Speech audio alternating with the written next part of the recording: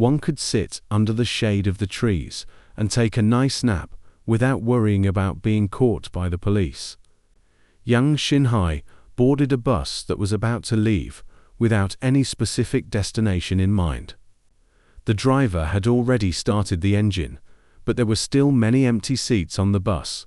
Yang Xinhai carefully selected a seat near the window, neither at the front nor at the back. They found that this poplar stick couldn't have belonged to the victim's family, nor could it have been left behind by the onlookers from the village. It must have been discarded at the scene by the suspect, but where did this poplar stick come from? The criminal police checked all the poplar trees in Yaogang village, but didn't find any new tree stumps. According to the analysis, this poplar stick was cut or picked up by the suspect from outside Yaogang village. There were knife-cut marks at both ends of the stick, and the cuts were not very neat, but the surface of the stick was relatively smooth, and it had fresh bark. Judging from the bark on the poplar stick and the cuts at both ends, this stick had been cut from a tree less than half a day ago. The criminal police immediately launched an investigation around this poplar stick. He immediately called the county police station to report the crime. After the criminal police from Fugu County Public Security Bureau arrived at the scene, they immediately started working intensively, according to their respective duties. During the process of conducting routine on-site investigations, body examinations, and evidence collection, the criminal police found a poplar stick with 5 bright red bloody handprints in the victim's yard. 1 year after the August 15th incident, seeing that the police hadn't found any clues about him, Yang Xinhai gradually regained his courage and couldn't resist the urge to take action again. Like a desperate gambler, he was ready to take a big risk. At the end of June 2002, right after the wheat harvest, Yang Xinhai left Jumadian, where he had committed crimes before, and entered the territory of Xiaoko City one day. He wandered into Fugu County. The criminal police from Fugu County Public Security Bureau seized the poplar stick with bloody handprints as evidence. In the subsequent process of solving the case, it turned out that the analysis of the criminal police from Fugu County Public Security Bureau was correct. This poplar stick with bloody handprints not only provided strong evidence for the subsequent investigation, but, more importantly, opened up new ideas for solving the case. He paid no attention to the buildings and trees lining the streets, nor did he care about the bustling crowds. All he cared about were 2 things. First, whether there were policemen in uniform following him. Second, whether there were massage parlors on both sides of the street. It was midsummer, and the scorching sun was directly overhead, baking the cement road beneath his feet and sending waves of heat rising up into his trouser legs. However, after the August 15th incident, the police stepped up their efforts in solving the case and conducting investigations, which really made Yang Xinhai extremely nervous for quite a while in the following year. He didn't commit any more heinous crimes such as murder, robbery, and rape, but he didn't go far from the crime scene either. Instead, he kept wandering around several nearby areas, trying to outwit the police.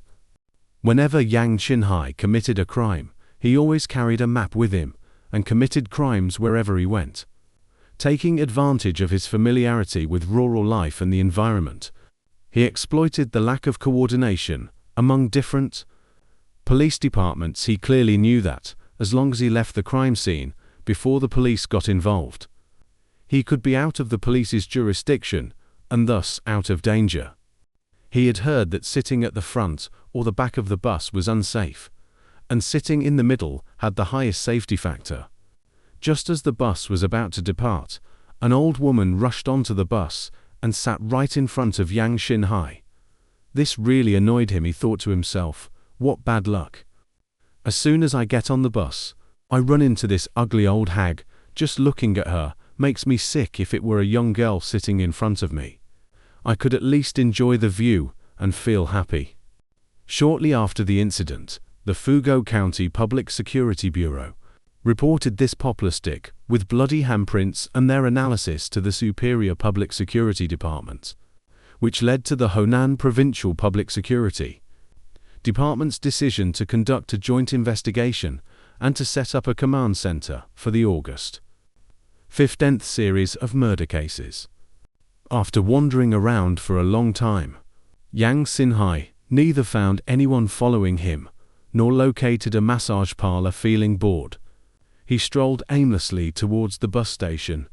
When he saw the bus station, he thought it would be better to leave the county town as soon as possible and go to the countryside. In the countryside, there were no reinforced concrete buildings, and there were no policemen in uniform patrolling around. Everywhere were dark green trees. Therefore, they concluded that the suspect who killed Shi Yanshen's family was not from this village, because a person from this village wouldn't have gone outside to cut a poplar stick, committed a crime, and then left the poplar stick with bloody handprints at the scene. The suspect might be a transient criminal from another place, but who was this person, and why did he come here to commit this heinous crime of killing an entire family? This was a mystery waiting to be solved by the criminal police. Shi Yanting immediately went to Xianshen's house from afar.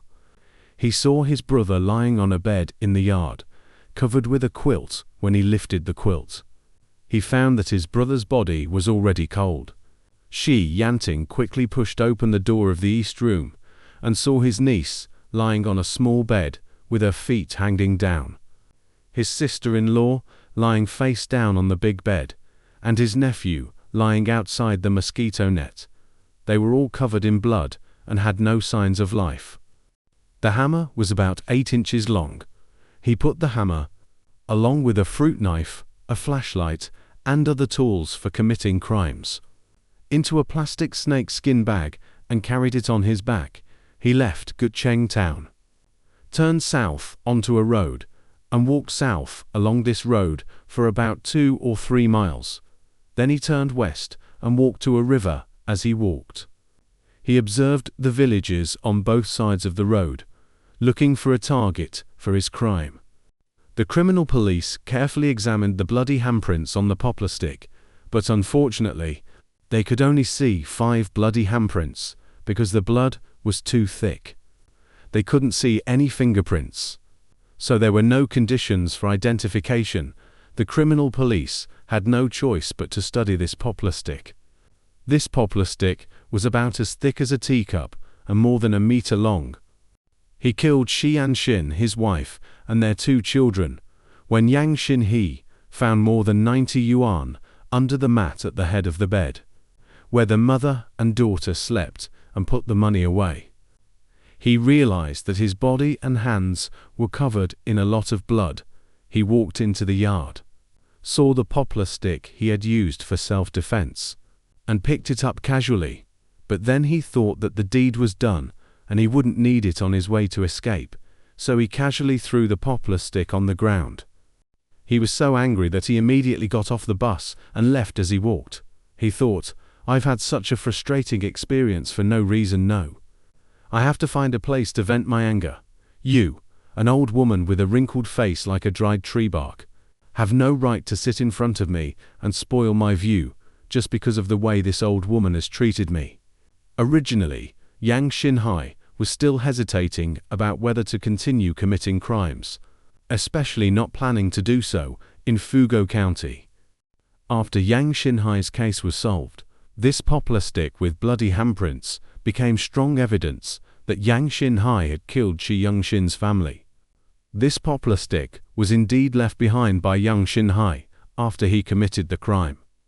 After making the decision to kill someone in Fugu County at the bus station, Yang Xin-hai immediately changed to another bus and went to Gucheng town in Fugu County. It happened to be a market day in Gucheng town that day. He bought a 4-pound hammer at the market. But this incident gave him an excuse to commit a crime. He viciously decided to continue committing crimes here, including rape and murder. On the morning of July 1, 2002, the police in Fugu County Hunan Province, received a report that 4 members of Shi Yanshen's family in Zhougang Village, Gucheng Town, had been killed at around 6 o'clock that morning. The sun had already risen high, and the farmers in each village had started their busy day. But no, it has to be an old woman. Jiang Xinhai was extremely angry, but he couldn't show it in front of everyone. This merciless killer was very good at disguising himself in public. He never caused any trouble and never wanted to say an extra word, for fear that others might detect something wrong from his words and he wouldn't be able to get away. He only vented his inner cruelty and ferocity in the dead of night at that time. Yang Xinhai tried his best to control himself. At that time, Shi Yanhong went to Shi Yanshen's house to borrow something. Shi Yanshen's family didn't have a yard. They were about to build a new house, and before the new house was built, they only had an east room, which served as both the kitchen and the bedroom, because it was already hot. Shi Yanshen put a bed in front of the east room and slept in the yard at night. When Shi Yanhong arrived, he saw that Shi Yanshen was still lying there, with his head facing north and his feet facing south. In the evening, under the pretext of looking for water to drink, he stole a kitchen knife from a village. He used it to cut a poplar stick by the roadside and carried it in his hand for self-defense. Then he casually threw the kitchen knife away. In the early morning of July 1, 2002, Yang Xinhai carried the hammer, the fruit knife, the flashlight, and other tools for committing crimes and sneaked into Shi Yanshen's house in Zhougang Village, Gusheng Township, Fugu County. He didn't know that he had left bloody handprints on this poplar stick when he picked it up and put it down. Yang Xinhai went back into the house a second time, specifically to satisfy his evil desires. This inhumane guy, after creating a massacre of a family of 3, in an environment full of blood in the room, sexually assaulted the girl's body. Then he closed the door of the room, walked into the yard, and pulled the quilt over the man's head. A poplar stick with bloody handprints. Since Yang Xinhai didn't have an obvious motive and had no job, he had been roaming across provinces for a long time and had developed certain anti-reconnaissance awareness and skills, which posed great difficulties for solving the case. Even though the police at the crime scene had taken a series of measures, the progress of solving the case was still negligible.